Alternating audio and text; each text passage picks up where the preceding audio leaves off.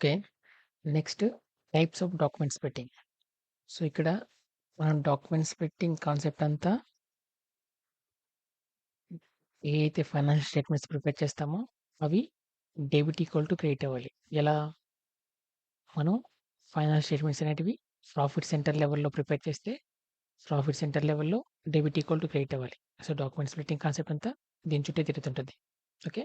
So, అల్టిమేట్‌గా so, మనకు already తెలుసు రియల్ టైమ్ క్లాసెస్ డిస్కషన్ అనేది ఓవర్ వ్యూ అండర్‌స్టాండ్ చేసుకోవడానికి క్లియర్ కట్‌గా జనరల్ టెర్మినాలజీలో మనం మాట్లాడుకుంటున్నాం. సో, జనరల్ టెర్మినాలజీలో మీకు క్లాస్ చెప్తున్నాను.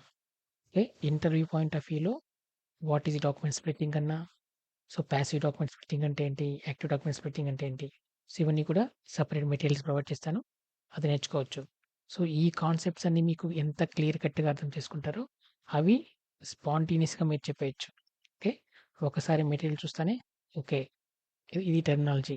స్పాంటేనియస్‌గా మీరు ఆన్సర్ చేయొచ్చు. కానీ రియల్ టైమ్ క్లాస్‌లో చెప్పే ఈ యొక్క ఏదైతే నాలెడ్జ్ ఉంటుందో అది పర్ఫెక్ట్‌గా 2-3 టైమ్స్ ఇన్నా మీకు ఏం ప్రాబ్లమ్ లేదు. ఓకే. 2-3 టైమ్స్ ఇన్నా కూడా మీరు ఇంకా ఎఫెక్టివ్‌గా అర్థం చేసుకోగలుగుతారు.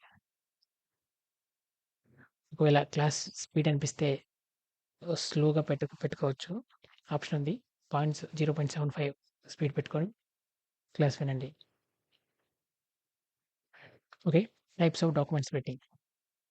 సో, మనకి 3 టైప్స్ ఉంటాయి.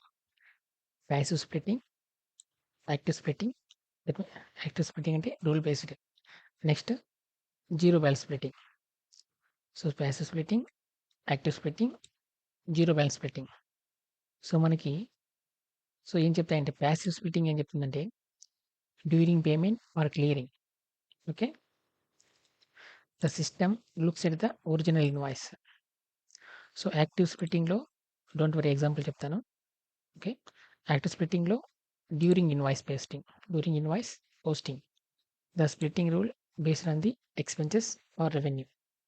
Next zero balance when profit centre level debit equal to credit లేదనుకోండి. Okay. Debit equal to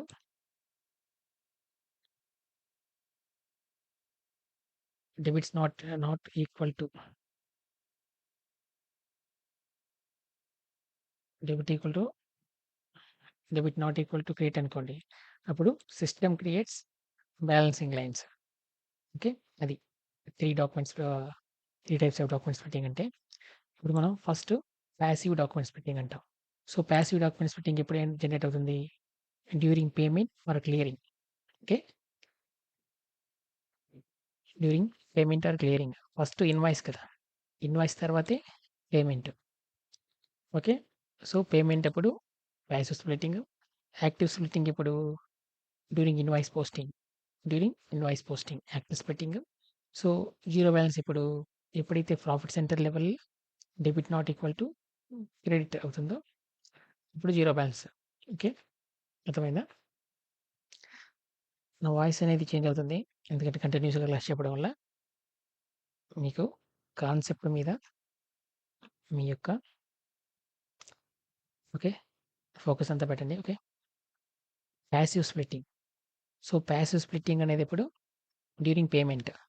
for example ఒక రియల్ టైమ్ ఎగ్జాంపుల్ చూస్తాం. So, vendor payment. ఓకే. ఒక వెండర్ పేమెంట్ అనేది చేస్తాం. Utility okay. యుటిలిటీ ప్రొవైడర్ అతను.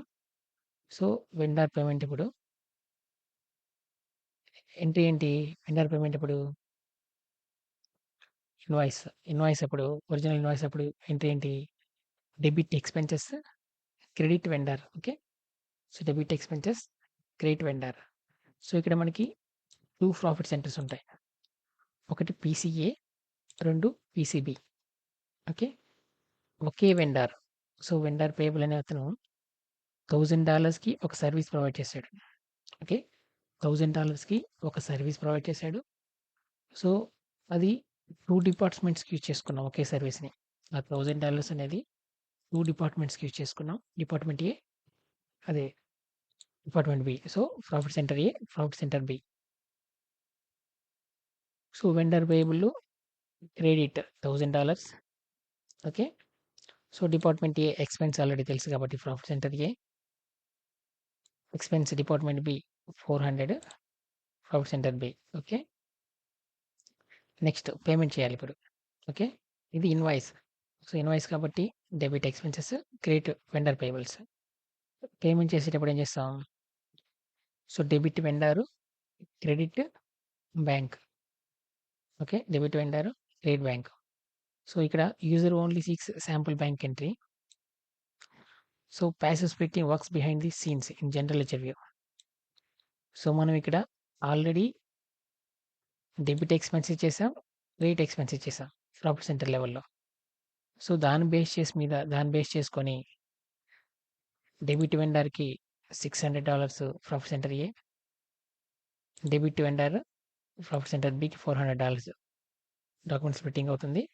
So, credit bank 600, credit bank PCB 400. So, దేని base మీద? So, previous ఏదైతే మనం ఎక్స్‌పెన్సెస్ ఇవన్నీ ఎంటర్ చేసామో దాని బేస్ మీద. ఇది passive document splitting. Okay. So, it ensures the bank accounts and vendor accounts are cleared correctly. అంతే కదా! So, debit equal to credit అయిపోయింది. Bank credit debit profit center, vendor debit credit. Okay. So, profit center A 600, debit profit center A 600 credit. Okay. Profit center B debit 400, profit center B credit 400. So, 2 equal అయిపోయినాయి. Next active rule based splitting. So, active rule based splitting. So, ఇక్కడ దేని base మీద అంటే మనం already expenses or revenues lines అనేటివి enter చేస్తాం సెపరేట్‌గా. దాని బేస్ మీద ఇక్కడ స్ప్లిట్టింగ్ అనేది జరుగుతుంది. సో, ఎగ్జాంపుల్ చెప్పాలంటే మనం ఎంట్రీ పోస్ట్ చేసేటప్పుడు ఒక 2 ప్రాజెక్ట్స్ ఉన్నాయనుకోండి మనకి. అంటే 2 profit centers PC alpha, PC beta.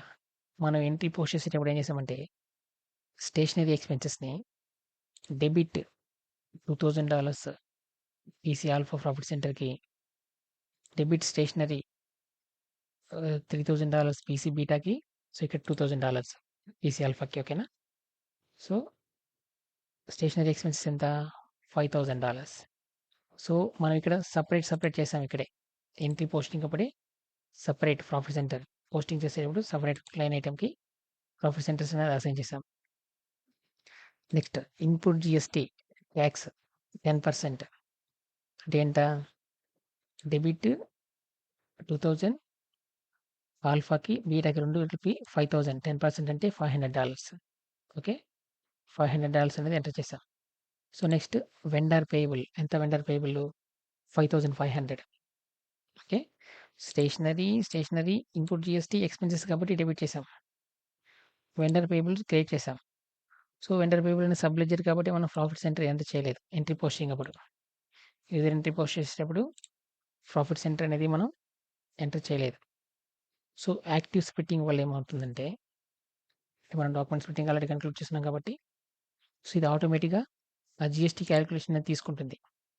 Okay. దేని బేస్ మీద? ఏదైతే స్టేషనరీ ఎక్స్‌పెన్సెస్ సెపరేట్‌గా ఆల్ఫాకి ఎంటర్ చేసామో 2000 మీద 10% అంటే 200 అని. సో, మళ్ళీ బీటాకి 3000 అంటే 10% అంటే 300 అని. ఇది ఆటోమేటిక్‌గా క్యాలిక్యులేట్ చేసి తీసుకుంటుంది.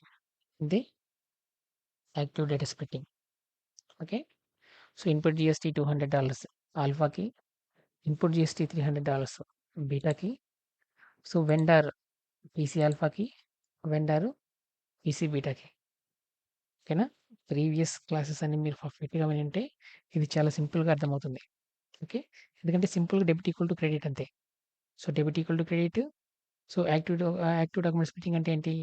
ఏదైతే ప్రీవియస్‌గా మనం ఎక్స్‌పెన్సెస్ ఎంటర్ చేసున్నామో ఆ ఎక్స్‌పెన్సెస్ బేస్ మీద ఆటోమేటిక్‌గా క్యాలిక్యులేట్ చేసుకునేసి ఆ యొక్క టాక్స్ అనేది ఇన్పుట్ జీఎస్టీ అనేది డిఫరెన్షియేట్ చేస్తుంది ప్రాఫిట్ సెంటర్స్‌కి. ఇది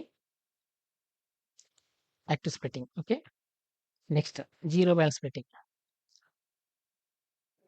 జీరో బ్యాలెన్స్ స్ప్లిట్టింగ్. ఇక్కడ ఏమవుతుందంటే సో, మనం ఇంతకుముందు అనుకున్నట్టు debit profit center not equal to credit profit center. ఓకేనా?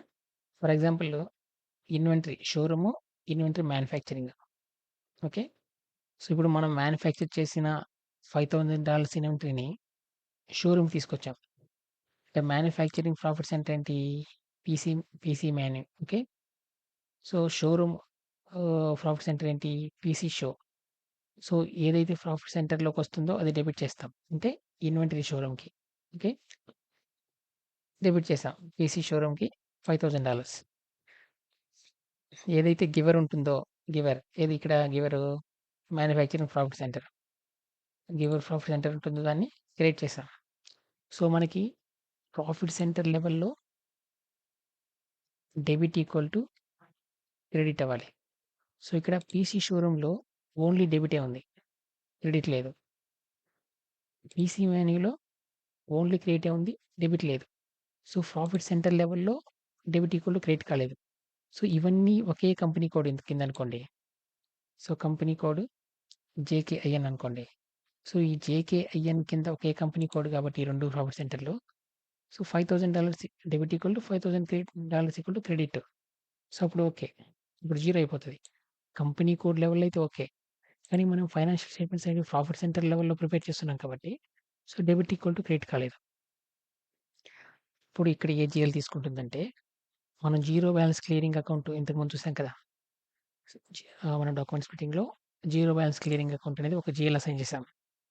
ఆ జీఎల్ అనేది ఇక్కడ తీసుకుంటుంది. సో, ఇప్పుడు ఎంట్రీ ఎలా వస్తుందంటే, inventory showroom debit $5,000 PC show. Okay. So, ఇప్పుడు దీనికి పీసీ షో క్రెడిట్ లేదు కాబట్టి, zero balance clearing account credit $5,000 PC show. Okay. Next inventory manufacture account $5,000 PC manu. So, దీనికి డెబిట్ లేదు కాబట్టి, zero balance clearing account debit $5,000 PC manu. So, ఇది ఆటోమేటిక్‌గా add అవుతుంది. అప్పుడు ప్రాఫిట్ సెంటర్ లెవెల్‌లో డెబిట్ ఈక్వల్ టు క్రెడిట్ అవుతుంది. PC షోకి, పీసీ మాన్యుకి. ఇది డాక్యుమెంట్ స్ప్లిట్టింగ్. ఓకే.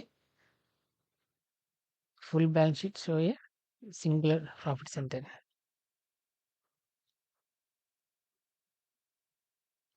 అంత నార్మలే. ఓకే. సో, ఇది ఏమేం డాక్యుమెంట్ స్ప్లిట్టింగ్స్ అవి? Passive, active, zero balance. So, passive document splitting ఎప్పుడు?